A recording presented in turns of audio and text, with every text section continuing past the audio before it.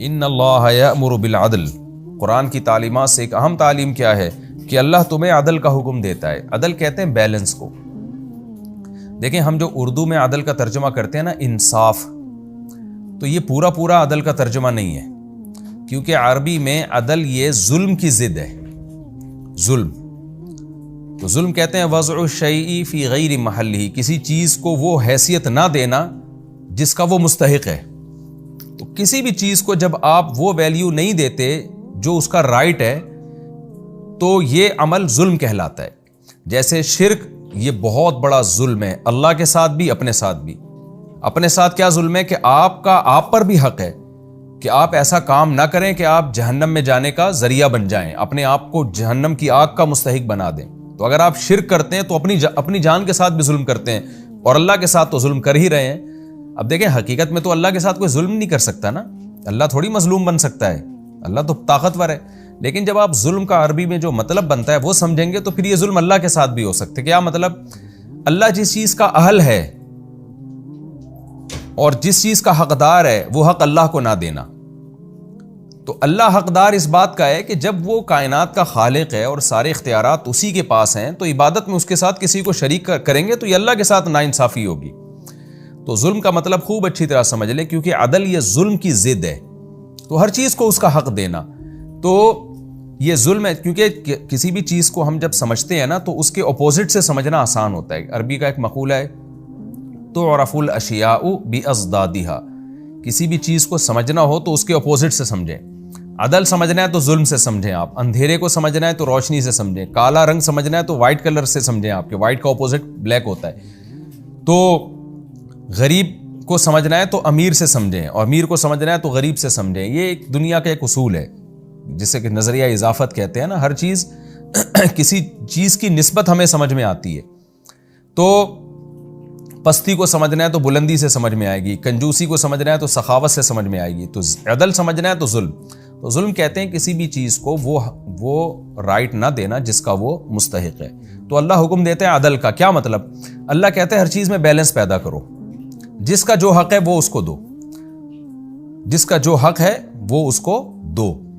تو ہر چیز میں بیلنس کیا ہے؟ یہی اسلام ہے۔ اسی کو اللہ نے سورہ سیقول السفہاء جو دوسرا پارہ ہے اس میں فرمایا وَكَذَلِكَ جَعَلْنَاكُمْ أُمَّةً وَسَطًا، ہم نے تم کو معتدل امت بنایا، بیلنس امت، کہ ہر چیز میں اعتدال ہے۔ تو اسلام کے آپ تمام احکام کو اگر دیکھیں گے نا تو ہر چیز میں آپ کو بیلنس نظر آئے گا۔ اس پر میں چونکہ تفصیلی کئی دفعہ بیان کر چکا ہوں، اور یہ ہمارے تفسیر کے لیکچر میں زیادہ ڈیٹیل میں بھی نہیں جاتا، میرے بیانات میں اس پہ بہت دفعہ میں نے اسلام کے حکام پر بیان کیا ہے کہ وراثت کے حکام میں، نکاح طلاق کے حکام میں، عبادت کے حکام میں، اور زکوٰۃ کے حکام میں، مالی عبادتیں ہوں، جسمانی عبادتیں ہوں، ہر چیز میں آپ کو بیلنس نظر آئے گا۔ اور اسلام کے علاوہ جتنی تحریکیں، جتنے مذاہب ہیں، آپ کو اس میں بے اعتدالی نظر آئے گی۔ کہیں ایسے اتنے حقوق نظر آئیں گے، جیسے عورت ہی کے حقوق دیکھ لیں، بعض سوسائٹیوں نے عورت کو حقوق دینے پر آئے تو مرد اور عورت کا فرق ہی ختم کر دیا، اور بعض جب چھیننے پر آئے تو عورت کو ایک پاؤں کی جوتی بنا دیا انہوں نے۔ اسلام نے اس میں بیلنس کیا۔ تو مالی معاملات میں آپ دیکھ لیں، بعض قوموں کے ہاں بس چوری اور جوا حرام ہے، باقی سود ان کی سوسائٹی میں ہے، جس کی وجہ سے بیڑا غرق ہو گیا۔ اور بعض لوگوں نے کیا کیا کہ عبادت میں اتنا غلو کیا کہ رہبانیت کی طرف چلے گئے، تجارت ہی چھڑوا دی لوگوں سے۔ تو ہر چیز میں بیلنس، تو اسی کا اللہ نے حکم دیا۔ اچھا، لوگوں کے ساتھ انصاف کرنا یہ بھی اس آیت میں داخل ہے، کیونکہ اس میں بھی آپ بیلنس کہ بھائی جو حقدار ہے اس کو اس کا حق ملے۔ اگر کوئی قاضی جج فیصلہ کرتا ہے جس میں مظلوم کی مدد نہیں کی جاتی تو یہ بھی بے عدلی ہے، یہ بھی ظلم ہے، کیونکہ ناانصافی بھی بے اعتدالی کی ایک قسم ہے۔ تو اس آیت میں صرف ناانصافی داخل نہیں ہے، بلکہ کہیں بھی آپ اعتدال کی راہ سے ہٹتے ہیں تو وہ تمام کی تمام آیتیں، وہ تمام کی تمام صورتیں اس آیت میں داخل ہیں۔ اور یہ آیت اتنی جامع ہے کہ حضرت عمر رضی اللہ تعالیٰ عنہ نے جمعے کا خطبے میں اس کو شامل کرنے کا حکم دیا۔ اس کے بعد سے آپ دیکھتے ہیں اکثر خطیب حضرات جمعے میں یہ آیت پڑھتے ہیں، کیونکہ بڑی جامع آیت ہے۔ تو اللہ تعالیٰ فرماتے ہیں ان اللہ یأمر بالعدل، اللہ عدل کا حکم دیتے ہیں، یعنی ہر ایک کے حقوق کے معاملے میں اعتدال، سب کو اس کا حق ادا کرو۔ والاحسان، اور پھر عدل کے بعد احسان، یہ عدل سے اوپر کا درجہ ہے، یعنی ایکسیلنسی پیدا کرو اس میں، اچھا سلوک، اچھا سلوک بھی احسان کی ایک قسم ہے.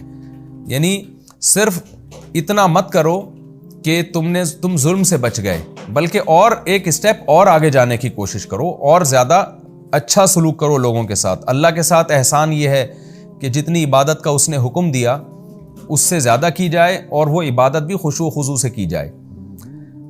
اور مخلوق کے ساتھ احسان یہ ہے کہ جو مخلوق کے جو واجب حقوق ہیں وہ بھی ادا کیے جائیں بھرپور طریقے سے، اور ان پر مزید آپ اس کے ساتھ اچھا سلوک بھی کریں، جیسے زکوٰۃ کے علاوہ بھی آپ صدقات و خیرات دیں ان کو. تو یہ پوری ڈیٹیل آپ کو فقہ کی کتابوں میں ملے گی. آگے اللہ فرماتے ہیں وَإِيتَاءِ ذِي الْقُرْبَى، اور قرابت داروں کو دو. عدل اور احسان میں قرابت دار خود بخود داخل ہو گئے ہیں، لیکن قرابت داروں کی اسلام میں چونکہ رشتوں کی بڑی ویلیو ہے، اس لیے اللہ نے اس کو الگ سے ہائی لائٹ کیا ہے کہ ایتاء ذی القربى، قرابت داروں کو بھی دیا کرو. کیا مطلب؟ عام مخلوق سے ہٹ کے ان کا تھوڑا زیادہ خیال کیا کرو. وَيَنْهَا عَنِ الْفَحْشَاءِ وَالْمُنْكَرِ، اور اس کے ساتھ ساتھ اللہ تمہیں کھلی بے حیائی سے اور ہر طرح کے گناہ سے بھی تمہیں روکتا ہے. یہ سب چیزیں عدل اور احسان میں آ گئی ہیں، لیکن الگ سے بیان کیا جا رہا ہے تاکہ لوگ ان کو ویلیو زیادہ دیں. والبغی، اور اللہ ظلم سے بھی روکتا ہے. بغی کا مطلب جو عام ظلم ہے کہ آپ کسی کے اوپر ظلم زیادتی کرتے ہیں. یہ عدل میں آ گئی یہ چیز، لیکن اس کو الگ سے ہائی لائٹ کیا جا رہا ہے تاکہ لوگ اس کو خصوصی طور پہ فوکس کریں کہ ٹھیک ہے ہم نے عدل کرنا ہے، لیکن کسی پہ خاص جب ہم ظلم کر رہے ہوتے ہیں تو بعض دفعہ انسان کو جب عمومی احکام دیے جاتے ہیں تو اس کی توجہ اس کی طرف نہیں جاتی. خاص طور پر جیسے اس کی مثال ایسے ہے جیسے کوئی ڈاکٹر کسی کو کہہ رہا ہو کہ آپ اپنی صحت کا خیال رکھیں. اب صحت کا خیال رکھنے میں سب چیزیں آ گئیں بھائی، ڈائٹ آپ کی بیلنس ہونی چاہیے، ایکسرسائز ہونی چاہیے، اور ٹائم پہ سونا ہو، نیند پراپر ہو، وغیرہ وغیرہ. لیکن ڈاکٹر پھر چند چیزوں کو الگ سے ہائی لائٹ کر رہے ہوتے ہیں. بھائی آپ اپنی صحت کا خیال رکھیں، لیکن یعنی آپ اپنی صحت کا خیال رکھیں، خوراک کو آپ کنٹرول کریں، بڑا گوشت چھوڑ دیں، یہ کھائیں وہ کھائیں، تو وہ الگ سے کچھ چیزوں کو ہائی لائٹ کیا جاتا ہے. تو قرآن بھی چونکہ واعظ و نصیحت کی کتاب ہے نا، صرف نالج کی کتاب نہیں ہے، تو اس لیے اس میں بھی بہت زیادہ تکرار ملتا ہے ہمیں. تو اللہ نے الگ سے کچھ چیزوں کو ہائی لائٹ کیا کہ اللہ تمہیں عدل اور احسان کا حکم دیتا ہے، رشتہ داروں کو دینے کا حکم دیتا ہے، کھلی بے حیائی ہو یا چھپی بے حیائی ہو، ہر طرح کی برائی سے تمہیں روکتا ہے. والبغی، اور اسپیشلی ظلم سے تمہیں روکتا ہے.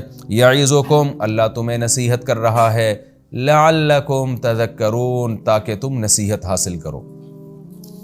تو اس آیت پہ ہمیں غور کرنا چاہیے، بہت جامع آیت ہے. آگے حکم ہے وَأَوْفُوا بِعَهْدِ اللَّهِ إِذَا عَاهَدتُّمْ،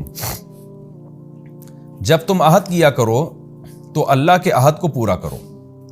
دیکھیں اللہ کا عہد کا مطلب کیا ہے؟ ہر طرح کا جو عہد ہے نا اسلام میں وہ اللہ ہی کا عہد ہے، خوب سمجھ لیں. اس سے یہ مراد نہیں ہے، صرف اتنا اس میں داخل نہیں ہے کہ آپ اللہ سے کوئی ایگریمنٹ کرتے ہیں تو وہ پورا کریں، مخلوق کا ایگریمنٹ پورا نہ کریں. نہ نہ نہ، اس آیت کی تفسیر میں مفسرین لکھتے ہیں کہ کیونکہ اللہ نے ہر قسم کے عہد کو پورا کرنے کا، ایگریمنٹ کو پورا کرنے کا حکم دیا ہے، لہٰذا جب انسان سے ایگریمنٹ کرے گا نا تو وہ بھی اصل میں اللہ سے ایگریمنٹ ہوتا ہے. یعنی جب آپ کسی سے ایگریمنٹ کرتے ہیں کہ تم یہ کام کر دو تو اس کے بدلے میں یہ کروں گا، یہ ایگریمنٹ ہو گیا نا، یا جنگ بندی کا ایگریمنٹ ہو گیا، تو یہ بھی اصل میں حقیقت میں اللہ سے آپ نے ایک ایگریمنٹ کیا ہے، کیونکہ اللہ نے آپ کو ایگریمنٹ کے پورا کرنے کا حکم دیا ہے، تو یہ بھی اللہ کا ایگریمنٹ بن جائے گا. تو ہر ایگریمنٹ وہ اللہ ہی کا ایگریمنٹ ہے. سوال پیدا ہوتا ہے جب یہ اللہ کا ایگریمنٹ ہے تو پھر اس کو الگ سے اللہ نے اپنی طرف منسوب کیوں کیا ہے کہ اللہ کا ایگریمنٹ؟ دو وجہ سے منسوب کیا. ایک یہ کہ چونکہ ہر ایگریمنٹ جو بھی مسلمان کرتا ہے وہ اصل میں اللہ ہی سے کرتا ہے، تو اس کے لیے جائز ہونا ضروری ہے. ایسا ایگریمنٹ جو حرام ہے، ناجائز ہے، وہ اس سے خارج ہو گئے سارے کے سارے. مثال کے طور پر کوئی مسلمان کسی سے ایگریمنٹ کر لیتا ہے کہ تم نے میرا یہ کام کیا، کوئی غیر مسلم کہتا ہے میں تمہارا یہ کام کر دیتا ہوں، اس کے بدلے میں تم مجھ سے ایگریمنٹ کرو کہ تم شراب پیو گے میرے ساتھ. تو اب یہ جو ایگریمنٹ ہے نا، یہ چونکہ اسلام میں حرام ہے، شراب آپ نہیں پی سکتے اور اس ایگریمنٹ کو توڑنا واجب ہے، تو کسی بھی طریقے سے آپ اس غیر مسلم کو راضی کریں گے مگر آپ یہ ایگریمنٹ پورا نہیں کر سکتے. تو اس لیے اللہ نے ہر ایگریمنٹ کا تذکرہ نہیں کیا یہاں پر. وہ ایگریمنٹ جو اللہ کا ایگریمنٹ ہو، کیا مطلب؟ اللہ کی طرف سے اس کی پرمیشن ہو. سودی ایگریمنٹ اسلام میں کل عدم ہے، شراب کے، زنا کے، کوئی بھی ناجائز آپ نے ایگریمنٹ کر لیا کہ میرا یہ کام تم نے پورا کر دیا یا تم نے میرا یہ کام پورا کر دیا تو جس بندے کو فلاں بندے کو میں قتل کر دوں گا جس کو تم قتل کرنا چاہتے ہو. اب یہ ظلم ہے, یہ ایگریمنٹ حرام ہے. تو عہد اللہ کا مطلب کیا؟ اللہ کا عہد کیا مطلب؟ وہ عہد جس کے پورا کرنے کا اللہ نے حکم دیا ہے. تو اس میں صرف جائز ایگریمنٹ داخل ہے. ایک حکمت تو یہ, اور دوسرا اللہ کا تذکرہ اس لیے کیا گیا تاکہ مسلمان ایگریمنٹ کو پورا کرنے میں دوسری قوموں سے زیادہ اس کو اہمیت سے لیں, دوسری قوموں سے زیادہ پابند ہوں ایگریمنٹ کو پورا کرنے میں. کیونکہ دوسری قومیں جب ایگریمنٹ کرتی ہیں کسی بھی قوم سے تو وہ اس کو ایک انسانی ایک حقوق کا مسئلہ بناتی ہیں کہ انسان جب ایگریمنٹ کرے تو اس کو ایک اخلاقی ذمہ داری ہے کہ پوری کرے. لیکن مسلمان جب ایگریمنٹ کرے گا تو اس کو یہ آیت یاد آئے گی کہ اللہ نے بتا دیا ہے کہ ہر ایگریمنٹ وہ میرا ہی ایگریمنٹ ہوتا ہے, تو وہ اللہ کا حکم سمجھ کے اس کو پورا کریں اور اس کی اہمیت ان کے دلوں میں زیادہ ہو.